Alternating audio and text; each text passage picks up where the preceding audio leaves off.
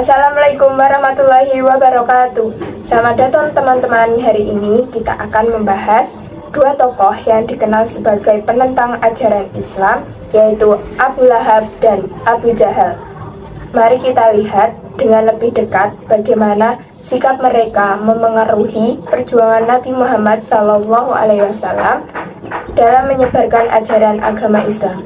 Mari kita simak untuk memahami bagaimana Nabi Muhammad SAW tetap teguh dalam menjalani perjalanan dakwahnya meskipun dihadapkan dengan tantangan dari Abu Lahab dan Abu Jahal. Semoga kita bisa mengambil pelajaran berharga dari kisah ini ya teman-teman. Mari kita simak. Kisah yang pertama yaitu kisah Abu Lahab. Kisah Abu Lahab merupakan bagian dari sejarah Islam yang terkait dengan kepribadian yang secara negatif dikenal sikapnya yang bermusuhan terhadap Nabi Muhammad SAW. Abu Lahab sebenarnya adalah paman Nabi Muhammad SAW, saudara dari ayahnya Abdullah. Kisah ini terkait dengan beberapa peristiwa kunci selama awal dakwah Islam. Salah satu momen penting terjadi saat Nabi Muhammad SAW mulai menyampaikan ajaran Islam kepada masyarakat Mekah. Abu Lahab bagaimanapun menentangnya dan secara terbuka menentang ajaran Islam. Abu Lahab sangat tidak suka dengan pesan Islam yang diajarkan Nabi Muhammad SAW karena takut kehilangan kekuasaan dan pengaruhnya di masyarakat Mekah. Dia bahkan meludahi dan mencaci maki Nabi Muhammad SAW di depan umum. Salah satu kejadian terkenal yang tercatat dalam sejarah Islam adalah ketika Nabi Muhammad SAW menyampaikan sebuah surah yang di dalamnya menyebut Abu Lahab dan istrinya Ummu Jamil yang biasa dikenal dengan Ummu Hakim dengan kata-kata tegas.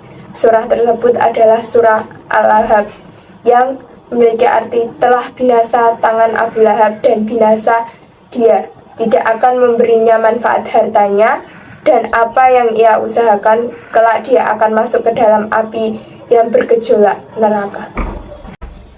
Kisah ini memberikan pelajaran tentang pentingnya sikap terbuka terhadap ajaran yang benar dan menunjukkan bahwa kebenaran akhirnya akan menang di atas ketidakbenaran. Meskipun Abu Lahab adalah kerabat dekat Nabi Muhammad SAW, kebencian dan perlawanannya terhadap Islam membuatnya termasuk dalam golongan yang menentang ajaran kebenaran. Kisah selanjutnya yaitu tokoh penentang ajaran Islam yaitu Abu Jahal. Di kota Mekah hiduplah seorang pria yang dikenal dengan nama Abu Jahal. Dia adalah sosok yang sangat sombong dan suka menentang ajaran yang disampaikan oleh Nabi Muhammad SAW. Abu Jahal selalu berusaha untuk menghalangi orang-orang agar tidak mendengarkan ajaran yang dibawa oleh Nabi Muhammad SAW. Abu Jahal sangat kaya dan memiliki banyak pengikut. Namun, kekayaannya tidak membuatnya menjadi orang yang baik. Dia sering mengolok-olok Nabi Muhammad SAW dan mencoba membuat masalah di kota Mekah. Orang-orang di sekitarnya merasa kesal dengan sikap buruknya.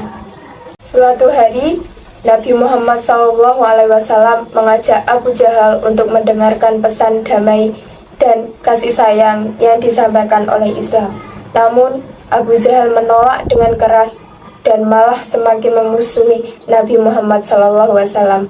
Dia tidak ingin mengubah cara hidupnya yang sombong dan angkuh. Walaupun Abu Jahal menjadi lebih kaya dari sebelumnya, hatinya semakin keras. Dia terus mencela dan mengejek Nabi Muhammad SAW, bahkan merencanakan cara untuk menghentikan penyebaran Islam. Orang-orang di sekitar Mekah merasa bahwa perilaku Abu Jahal semakin merugikan masyarakat. Namun, suatu hari terjadi sesuatu yang mengubah hidup Abu Jahal. Putrinya yang masih kecil jatuh sakit parah, tidak ada yang dapat menyembuhkannya. Dan Abu Jahal sangat bingung dan khawatir.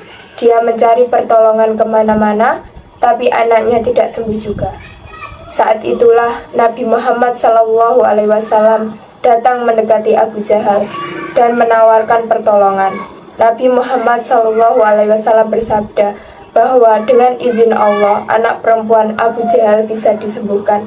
Tanpa ragu, Abu Jahal setuju untuk mencoba. Nabi Muhammad SAW pun memohon kepada Allah agar menyembuhkan anak perempuan Abu Jahal. Dengan keajaiban dan kehendak Allah, anak perempuan Abu Jahal sembuh sepenuhnya. Melihat mukjizat ini, hati Abu Jahal mulai terbuka. Dia menyadari kesalahannya dan merasa bersyukur kepada Allah. Abu Jahal pun mengubah hidupnya, meninggalkan sikap sombong dan angkuhnya. Dari saat itu, Abu Jahal menjadi seorang yang lebih baik. Dia meminta maaf kepada Nabi Muhammad SAW dan masyarakat Mekah atas semua kesalahannya. Meskipun masa lalunya penuh kekurangan, Abu Jahal menemukan hidayah dan kesempurnaan dalam memperbaiki dirinya. Kisah Abu Jahal menjadi pelajaran bagi kita bahwa tidak ada yang terlambat untuk berubah menjadi lebih baik. Cukup sekian kisah para penentang ajaran Islam kali ini. Wassalamualaikum warahmatullahi wabarakatuh.